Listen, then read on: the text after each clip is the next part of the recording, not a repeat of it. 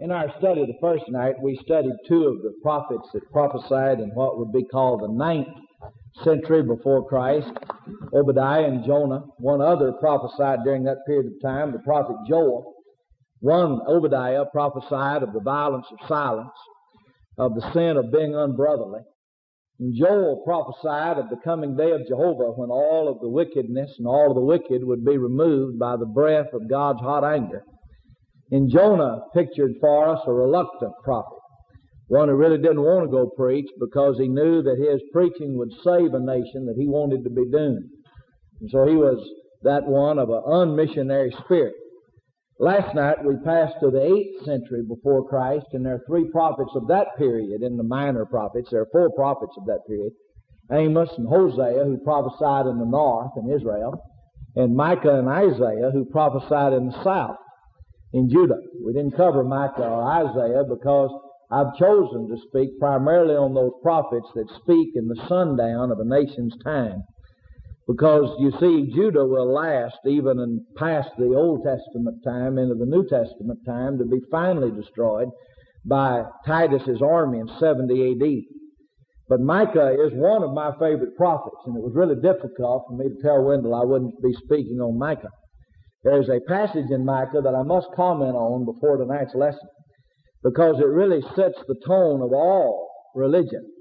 I think the nature of true religion is best discussed in Micah 6, verse 8, where Micah pictures, starting in verse 6 of his book, the response of the people when they find out that God has a controversy with him. God has a lawsuit, the text really says in chapter 6 of Micah, beginning with verse 1. And he calls the mountains together to be the jury. And he says God has a lawsuit, an indictment that he intends to present against the nation of Judah. And then the people respond in verse 6 by saying, "Wherewith shall I come before Jehovah and bow myself before the Most High God?" What is it that God wants? Well, shall I come with sacrifices? Will Jehovah be pleased? Well, shall I come with rams a year old? Will Jehovah be pleased with thousands of rams or 10,000s of vessels of oil?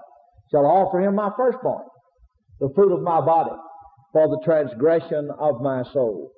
And then God answers, or the prophet does, in verse 8, "He has showed thee, O man, what is good. And what doth Jehovah require of thee? But to do justly, to love mercy, and to walk humbly with God."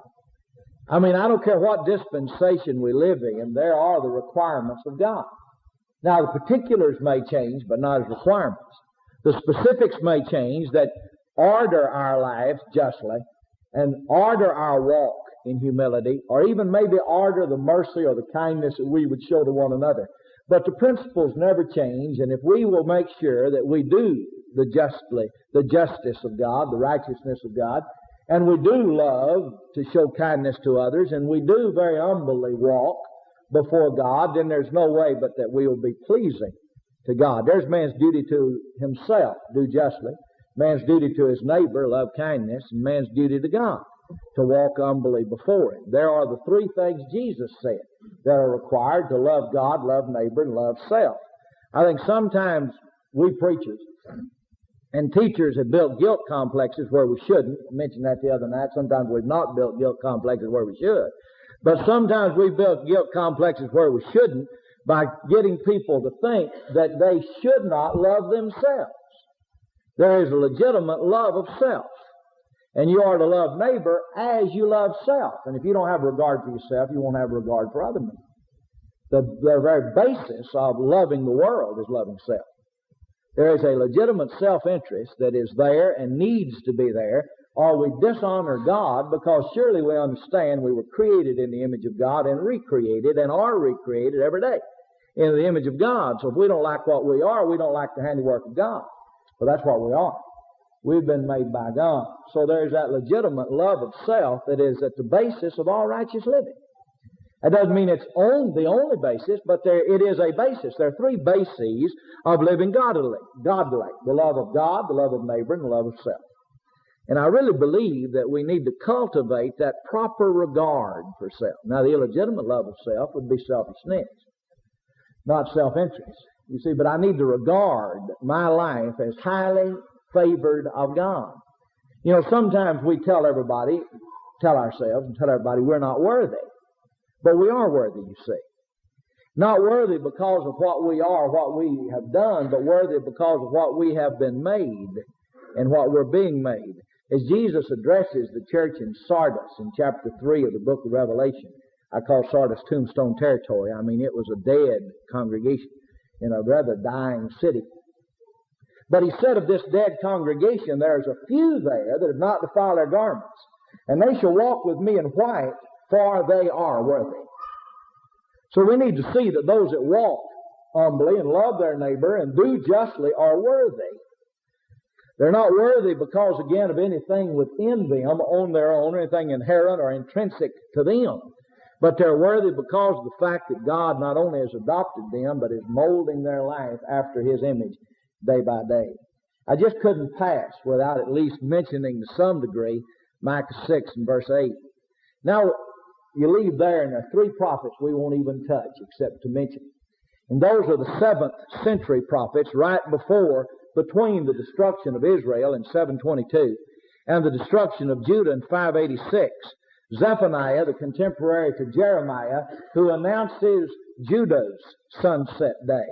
As Joel had announced the coming judgment on Israel, the northern nation, as Amos and Hosea had done so, so Zephaniah discusses the fact that the day of Jehovah is near upon the south. And Zephaniah characterizes the people of his day with two very terrible words of judgment. In the first place, he says they are settled on their leaves. Now, that means they become thickened and sweet. You know, sometimes you can say of a person, he's sweet, and that is good. But if you say he's syrupy, you know, some people introduce a preacher to the point that they embarrass him. Wendell got close to that tonight. I was glad Mother was here. She appreciated it. I don't know, she may have believed it. I don't know. But my wife would have appreciated it if she'd have been here and not believed it, you know. Sometimes you feel, you know how a pancake feels, you know, because of all the syrup that is poured on. So there is a sweetness that's not very appetizing. And that's the way wine is when it is allowed to sit for a long time on the leaves. It's idle, it becomes thick and syrupy and worthless. And that's exactly what they become, thickened, you know. Not the church in that day started to say about today, but I won't because I'm not through, and I got one more lesson. I don't want the meeting to be canceled before the second time. But the church of that day wasn't strong, it was only thick. You know, here's a difference between being strong and thick. And they were settled on their leaves. They'd become thickened. But he said something about them that was even to me worse than that. And they said that they said of God that God will not do good and neither will He do evil. In short, they said God wouldn't do anything. The theory that God is dead was nothing that was advanced, first of all, a few years ago and still advanced today. Agnosticism existed in the days of Zephaniah. Because the people, the religious people, the church members, the people of God, in the day of Zephaniah said, God won't do anything. He won't punish me. Now, we don't say that with our lips, and I don't think they did either. I don't think they walked up and down the streets of Jerusalem saying, don't worry, God won't punish us. God won't do anything. Let's do anything He wants to. I don't think they did that. They just lived like they believed it. And I believe you and I do sometimes too, don't we? I believe the church many times lives like they don't think God's going to do anything about the way they live. And so I think that's the worst thing that God ever said of Judah. That's what brought about their fall, was the fact that they didn't think God was looking. Right before they fell, God had Ezekiel in the spirit to go from Babylon back to Jerusalem and go into a hole in the wall and look on the wall, on the sides of the wall, and there was pictured all kind of evil deeds and immoral deeds. And the angel says to Ezekiel, see all these evil things? This is what the leaders of Israel do in their heart and think, I do not regard it or see it. And so I think the worst thing that God could ever say about a people is they live like I don't look at them. They live like I'm not observing the life that they live. And maybe even worse than that is they are religious out here in the public, but if I could show you the secret imagery of their hearts, you'd see there the things that they would do publicly except for the fact of peer pressure. The fact that I'm there doesn't hinder them because they think I don't see them. And the only reason they live the kind of life they live is because they're afraid of the criticisms of their peers. I believe that's the worst thing that was ever said about Judah. Habakkuk soon followed. Well, between Habakkuk and Zephaniah came Nahum that pronounced the last judgment on Assyria. And Jonah wished he could have lived to see that day, because finally Nahum announces the destruction of the nation that Jonah wanted destroyed. And he describes it as an eyewitness, which might indicate that's where he was living as Assyria got ready to fight a battle. And while they were getting ready to fight the battle, Babylon took them. So you see, God is concerned in the Old Testament with Gentile nations. I don't know if it's still being taught around the brotherhood or not, but when I was being yanked up in the church, I was taught again and again and again that God had absolutely no concern or care nor watch over the Gentiles during the Old Testament times. Of course, that's not true. God was as concerned about the Gentiles being saved during the period of the Old Testament as he was the Jews. And he did work with them, didn't he? As Jonah testifies, and then as Nahum testifies in his book, written just 2 years before the fall of the city of Nineveh. And then right before Judah fell, and for the first time in 606, God called a prophet to speak, or actually he inspired a prophet to have some thoughts of doubt in the book of Habakkuk. Habakkuk is an honest doubter, and I've debated a long time whether or not we ought to study the book of Habakkuk. And so I'm going to spend about 5 minutes here on the book of Habakkuk. Habakkuk is a doubter, and he shows the value of honest doubt. I remember doubting one time, and I went into a fellow's office, preacher, and I shared with him some of the doubts I had, and he made me feel like I blasphemed the Spirit, you know. He said, the very idea of doubting. Don't you know doubt's a sin? You ought not to doubt. You ought to have faith, son. I mean, keep the faith. Have faith. And then he dismissed me. Guess what I had more of when I left his office? I even doubted if he knew what I'd said. You know, doubt, you know. That's good. I try to encourage people to doubt. Doubt is a mainspring to study. I don't try to remove doubt. I try to create it. I do that every time I'm trying to lead somebody to Jesus, don't you? I mean, the only way I'm going to lead them to Christ is to get them to doubt that they're in Christ.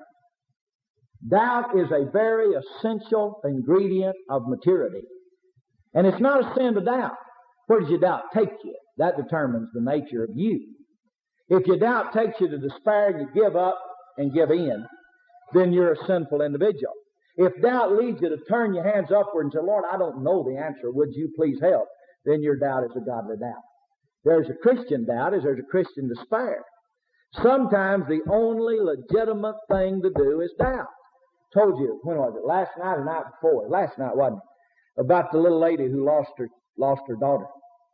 Just in a moment, you know. They'd known something was wrong with her for just a few weeks, but they were correcting it, they thought. And then all of a sudden, she's dead. She doubted God loved her. That's the only Christian response. I mean, that's the only legitimate response at that moment. She said, does God love me? And I just patted her. I didn't say, yes, God loved you. She knew He loved you. And she's going to know that just as soon as she gets through crying. Because she's going to reflect on it. And I bet you anything that little girl has spent all of the rest of the days since then, that little lady. She's younger than I am, so I call her a little girl, quite a bit younger. I guess that proves I'm getting old, and I'm not going to call myself a young preacher anymore. But anyway, I bet you anything, that little lady has studied her Bible more diligently in the last 7 days than she has in the last 7 years, as she tries to find something to hang on to in the midst of her doubt. A college student came in my office about 3 weeks ago, and he says, you know, I'm beginning to doubt that Jesus was raised from the dead. I said, you know, a lot of good men have doubted then. What causes you to doubt then? I didn't get excited. He told me what caused him to doubt it. And I said, well, have you ever considered this, this, and this? He said, yeah, but I still have some doubts. I said, well, here's a book. It's called The Strong Name by James S. Stewart. I said, you go home and read that. Doesn't even deal with the resurrection. Oh, there's a sermon or two on the resurrection. Doesn't deal with it. I said, you go home and read that. He read it and came back. He said, you know, that's the most fabulous book I've ever read. And we hadn't talked about the resurrection since. I don't know whether he doubts it or not. But you see, his faith in the power of God and the love of God had been built up, and his doubts on the resurrection will be solved by immediate and future study. We sometimes believe a fellow has to be right tonight. You know, if you're not right on every issue by sundown, you're lost eternally. Everybody's wrong. Did you know you're wrong? I'm wrong. Everybody's wrong about different things to varying degrees. And so there's no great blow to my ego to find out I'm wrong. I've already admitted that. I don't know what I'm wrong about. If I knew what I was wrong about, I'd be right about it. But I'm sure I'm wrong about some things, you know. If I knew I was wrong, I'd quit believing that, because there's no value in believing what's wrong. But I'm sure that I'm wrong about some things, and I wish you'd make me doubt it. You know, everything I'm wrong about, I wish you'd make me doubt those, so I could study and find out what's right about that. And I love people to make me doubt. Habakkuk had this doubt. He said, God, I doubt you're righteous. Now, he didn't put it in just those words. But he said, how can you allow the wickedness of Judah to go unpunished? I mean, here's people that are becoming more and more wicked every day, and I'm looking at them, and they're getting more wicked, and yet they're prospering, and they're glorying, and they're getting richer. Aren't you going to judge them?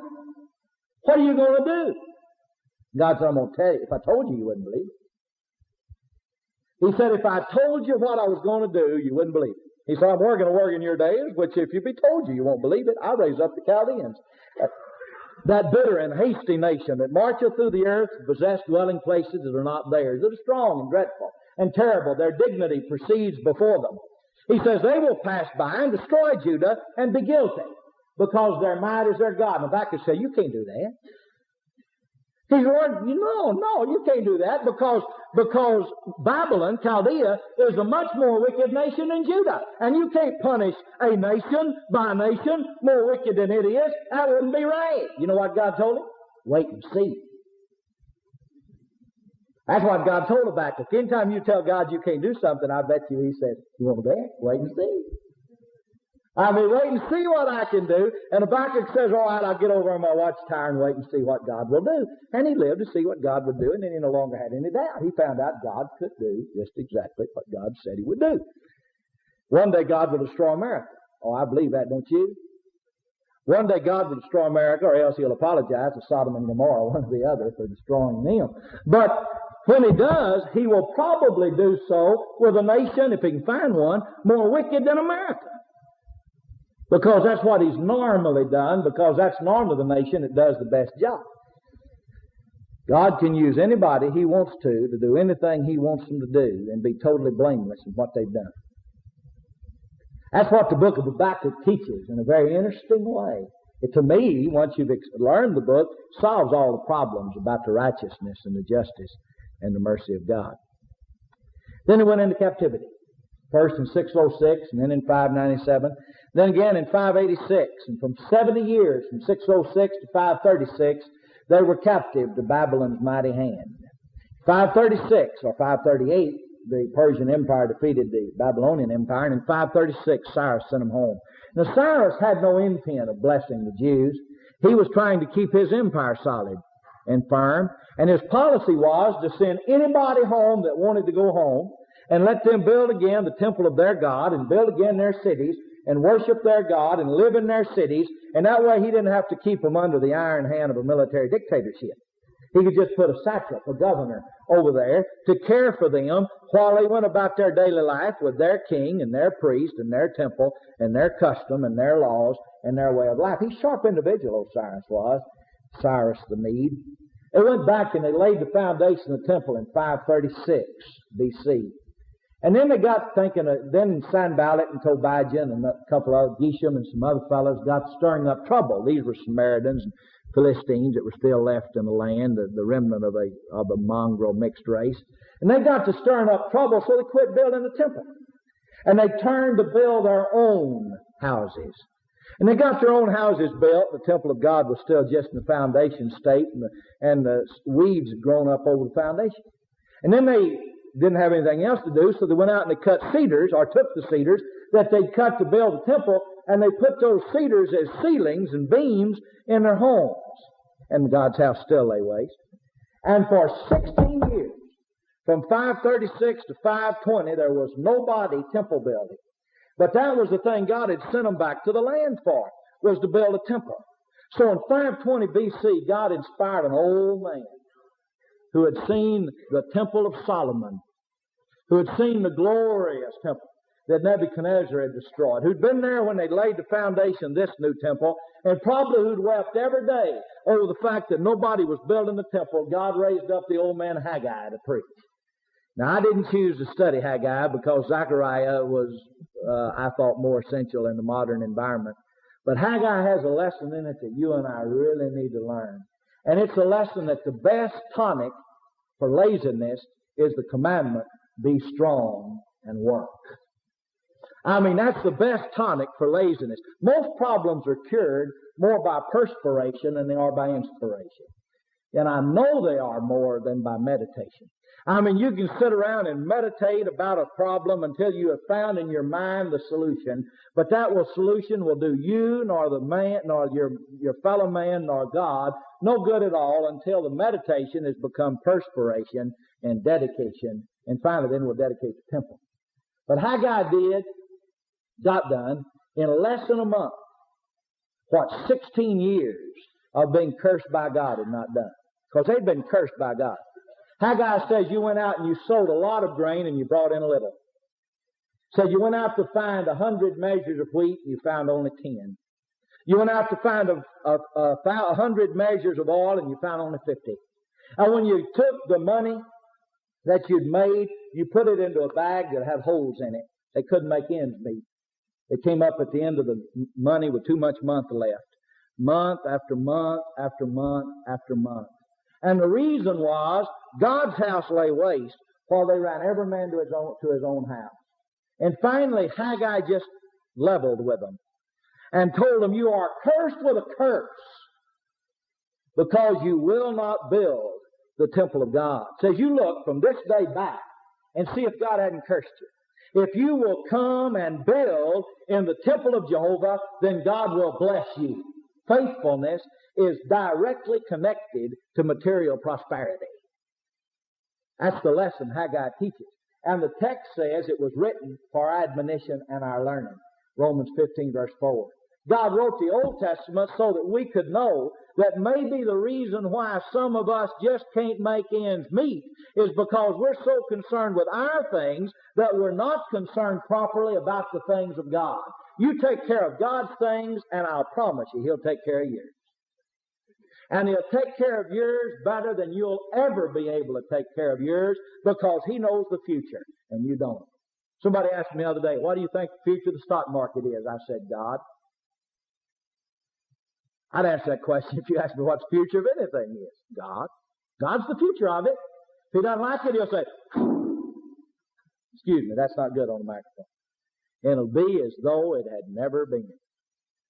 He says, when you finally got something in your hand and you were carrying it home, what happened in the book of Haggai? He said, I blew on it. And when God blows on anything, it is as if it had never been. If you and I don't quit being so materialistic, God will blow upon the American church. And it will be as if it had never been. That's no threat, that's a promise. If you don't believe that, you just go ask Israel. What happened to them? That'd be a very important lesson and good one if we had time to study Haggai. But since we don't, let's get to the book of Zachariah. Zachariah prophesied from 520 till I don't know when, for a number of years. And Zachariah is the most messianic of all of the minor prophets. Now, that's a big theological word, and I shouldn't have used it. It says more about Christ than the rest of the minor prophets put together. There are more prophecies about Jesus and the church, percentage-wise, in Zechariah than any book of the Old Testament. Now, there's more bulk in Isaiah, more volume in Isaiah, but he has 66 chapters. There ought to be more bulk of prophecies about Jesus.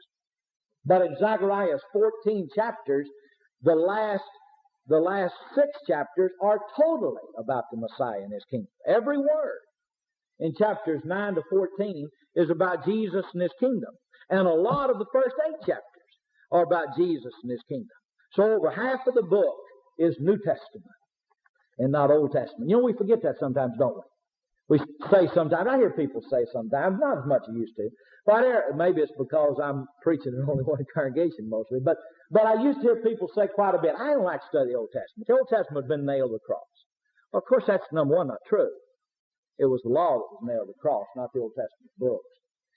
And second place, Even if the Old Testament was nailed to the cross, you forget that a lot of the Old Testament's New Testament.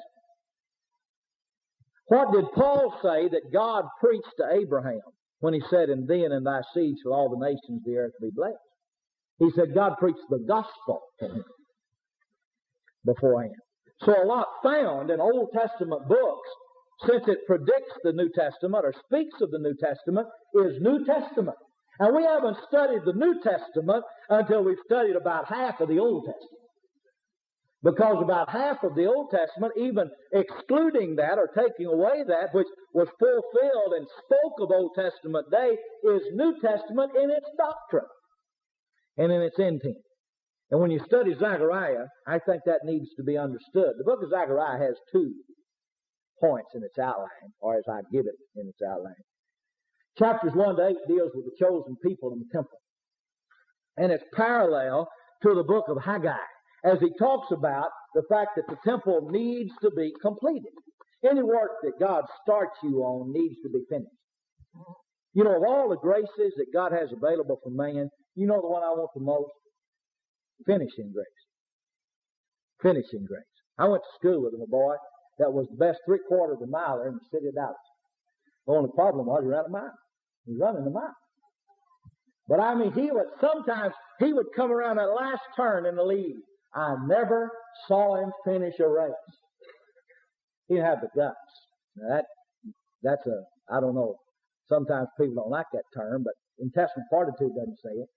Courage doesn't say it. He didn't have the guts to finish. I mean, when he hurt, he quit.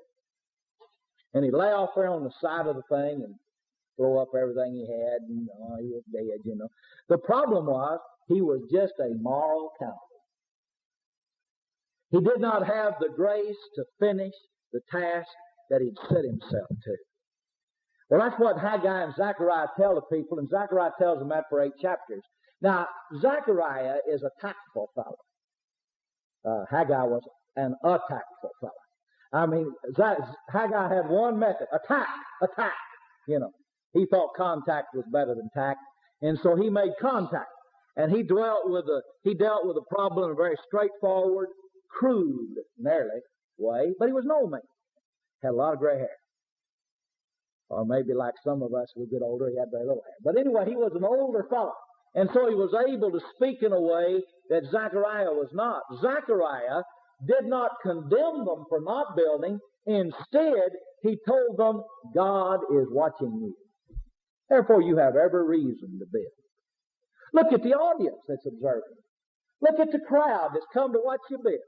I mean, here's God and all the angels of heaven and the angel of Jehovah and the adversary. He doesn't want you to build. And all of his angels are there, and they don't want you to build. And that's the audience that's looking at you. Now, what do you think you ought to do? That's, in a nutshell, Zechariah chapters 1 to 8. God is observing your task.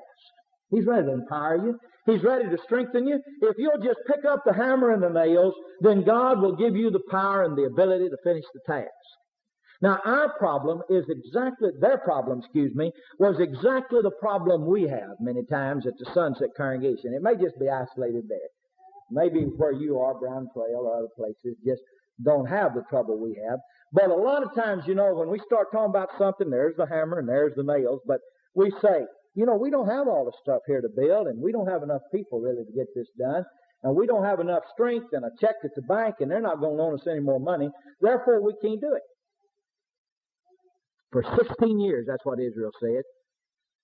And for 16 years, they were cursed by God. Whatever happened to faith? Whatever happened to faith? We don't do anything now that we don't know we could go borrow the money if it came down to the, worst. We could go borrow the money to get it done.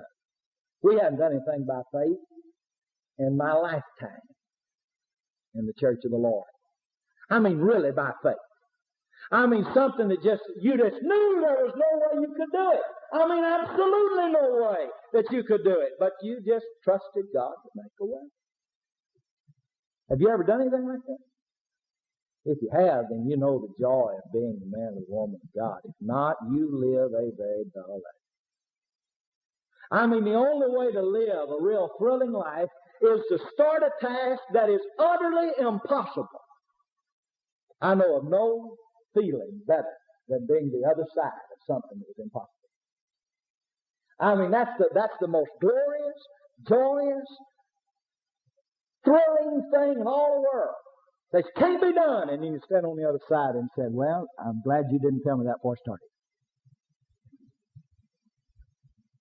Now, I don't mean to be critical, but sometimes I am.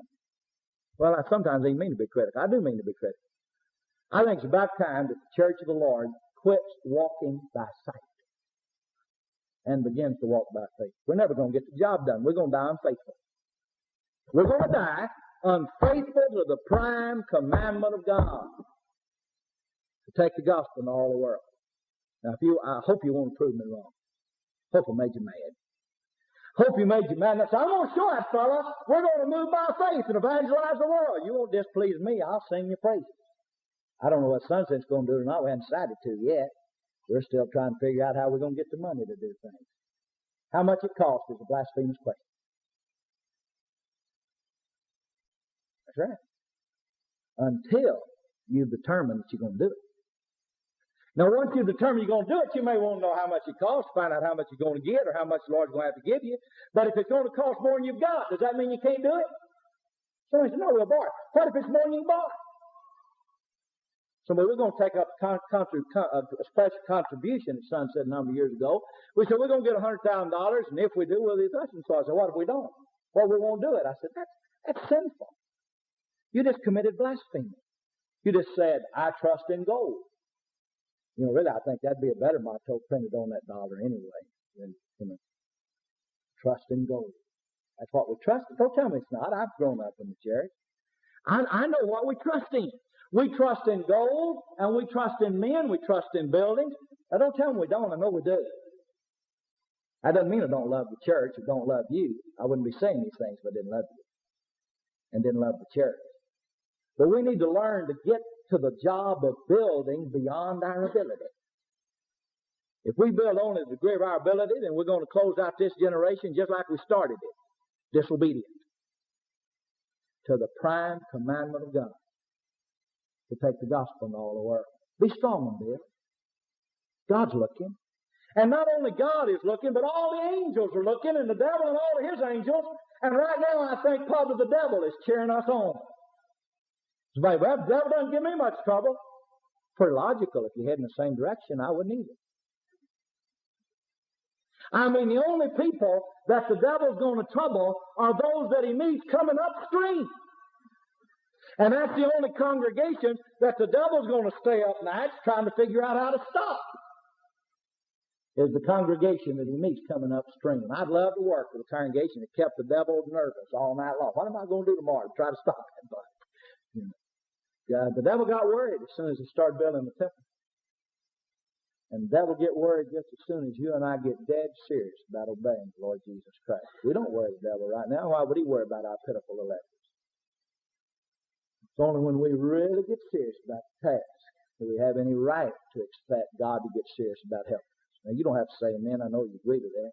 You probably don't say amen for the same reason I wouldn't holler second to a bulldog who had me by the ankle. I mean, there's really nothing comfortable about what I've been saying, but I didn't intend to be comfortable. I intended to come to comfort the afflicted, but also intended to afflict the comfortable. And so if we're comfortable in the fact that everything's going well and the building is comfortable, and we're doing a little bit of work, and I think you and I need to realize that we, at this present time, are falling behind every single second the task that the Lord gave us to do. We're further from evangelizing the world today than we were 20 years ago, percentage-wise. There are more people dying and going to hell than we're talking to about the Lord Jesus Christ. Let's rise and build a temple. Then in Zachariah 9:14, he talks about the Messiah and his kingdom. Now, he's discouraged them, if they wanted to be discouraged. Sometimes, when a fellow comes to me and says, Richard, why don't you hook it up, fella? I mean, why don't you just reach down and grab it and go? Well, sometimes that discourages me and makes me mad. It ought not to. But sometimes it does. Now, in case it did, he ought to tell me, now, if you just reach down and pick it up and go, then this is what awaits you. Here's the outcome of a life that is dedicated to God and doesn't care what happens in between. I think we need to get to the point that we're going to build a temple no matter the consequences. We're going to evangelize the world, be a testimony to the Lord Jesus Christ throughout all the world, no matter what it costs. And then here's the promise. The day will come. It's promised to the Jews to build a temple. The day will come that God will build another temple. And it'll be so much more glorious than the temple you're presently building. But He's not going to put you in that temple unless you build this one. You know, we teach a lot, as anybody does that studies the book of Romans and Galatians. By we, I think primarily of Ed Wharton and myself. We teach a lot on the grace of God. Try to teach Romans without doing that. Or try to teach Galatians without doing that. But sometimes these students, you know, they learn too much too quick. About the sophomore year, normally. As a matter of fact, I call Elihu in the book of Job the sure sophomore. That's just the way sophomores are. They're sure. They're sure about everything. And they take this 44 shell of grace and they put it in their 22 pistol and they pull the trigger. You know what's going to happen anytime you pull the trigger with a 44 shell and a 22 pistol. You're going to blow up in your face. I read a theme the other day that a fellow wrote for Ed's class on Galatians, and he says, you don't have to do personal work to be saved, because if you believe that, then that's legalism. Ed asked me what I would answer. I said, I would just write in the margin,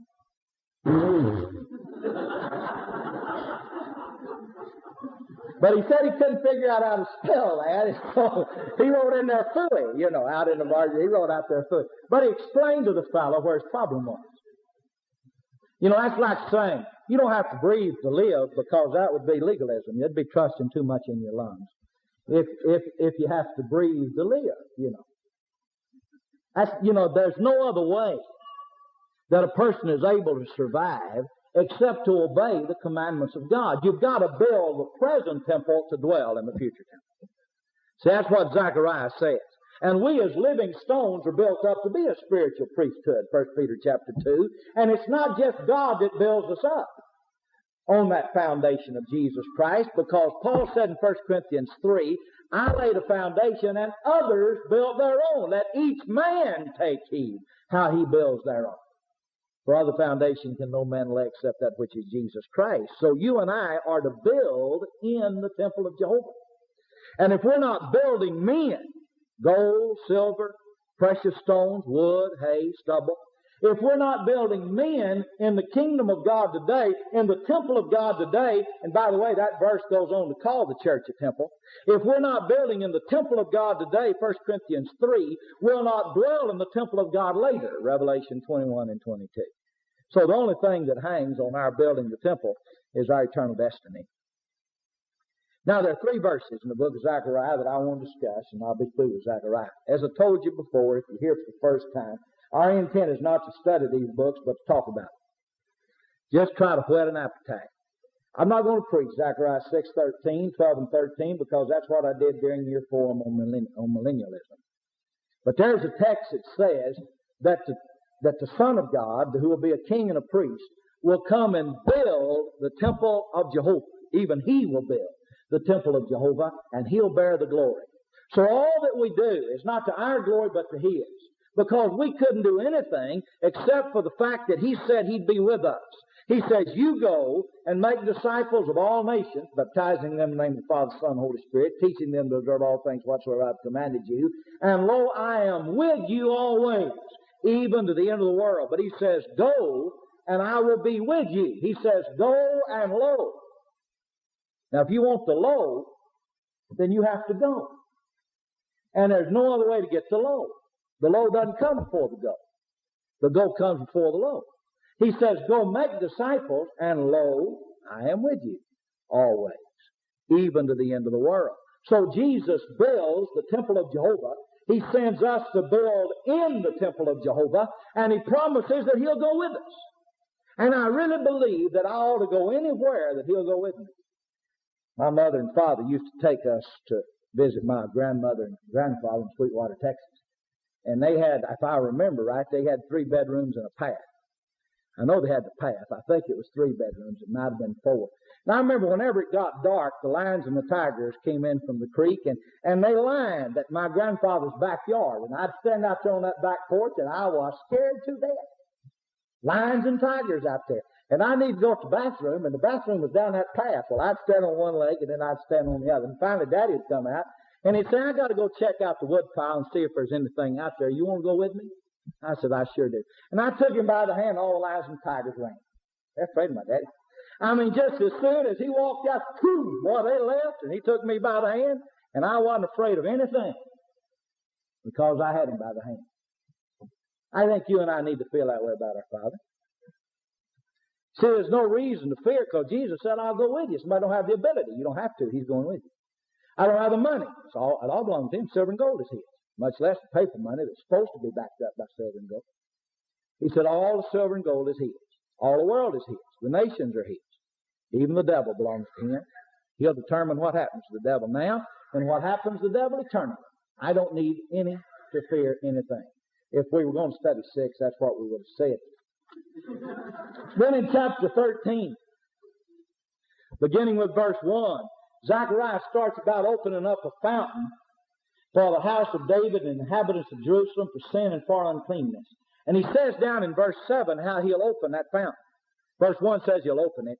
Verse 7 says how he'll open it. He said, awake, O sword, against my fellow, against my shepherd, against the man that is my fellow, saith Jehovah. Smite the shepherd, and the sheep shall be scattered, and I will turn my hand upon the little ones. I looked at that verse for years, knowing there was a sermon there. Oh, I had gotten the sermon right quick, but I knew that wasn't a sermon that was there because it wasn't very powerful. But I knew that there was bound to be some great power in that text. And finally it dawned on me that God is announcing there that He will be responsible for the death of His own Son. That He will be responsible for it. That He will say to a sword, wake up, go kill my son. Go smite my shepherd. Go smite the man that is my shepherd. Now that's how God intends to get His temple built. God intends to open up a fountain and cleanse sin. He intends to build the temple of His church by smiting His Son with the sword of His justice. That sword had dripped blood red many a time, but had never been satisfied. It was out of its sheath in the Garden of Eden as it smote Adam and Eve because of their sins, and then stood there to forbid them entrance into the garden and access the tree of life. And it went back into the sheath, dripping blood red, but unsatisfied.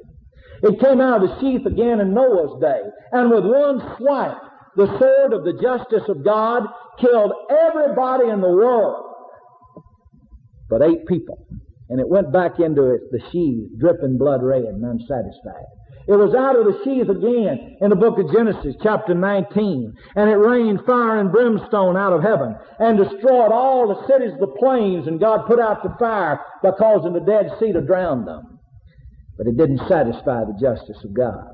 And it smote Egypt with 10 great sword swipes in the 10 plagues. But it went back into the sheath unsatisfied. And again, throughout all the Old Testament we can see, has finally destroyed Israel, and then Assyria that destroyed Israel, and then destroyed Judah, and then destroyed Babylon that destroyed Judah, and then it destroyed the Medo-Persian Empire with the Grecian, and the Grecian with the Roman. But each time, although the sword of His justice had had its day, the sword of justice still awaited satisfaction. And in one day, a fellow was stripped of all of his clothes. Only the modesty of the medieval artist had painted on him a loincloth. The Romans didn't have that much modesty. They stripped him of all of his clothes and hung him naked upon a tree. And God said to the sword of His justice, kill that one and I'll be satisfied. And what all the blood shed from Eden's garden that day never could do, that blood that day did it. God shall see the travail of His soul and shall be satisfied. Isaiah said in Isaiah chapter 53. I think we need to understand that God so loved the world that He gave His only begotten Son. He didn't give Him when He was born. He gave Him when He died. I mean, there's God's divine act of sacrifice to Himself on our behalf. He's the only one that could offer a sacrifice sufficient to take away sin. There was no one else good enough. He alone could pay the price of sin and let us in. He's the only one. That's why that green hill was necessary, the place of the skull. That's why He had to die. It was the sword of His justice, smiting the only honest, good shepherd there ever was. Smiting the man who was equal to God. That's the mystery of mysteries. I don't blame the agnostics who don't believe in the resurrection for not believing in that story. I mean, that's foolish. It's foolish to believe that God would do that. That's why Paul speaks about the foolishness of the thing preached. Because ignoring the resurrection from the tomb, the cross is tragedy. Imagine a father killing his son for people that hated him and his son. And that's exactly what occurred on the cross of Christ. Now, I've got 3 sons, and I would find it very difficult to sacrifice any one of them for people that hated me and them. But that's exactly what God did. And in doing so, He satisfied Himself. You don't have to satisfy God. You don't have to satisfy God. You have to serve Him. But you don't have to give anything to satisfy God. Jesus paid it all. All to Him I owe. That's Zachariah 13.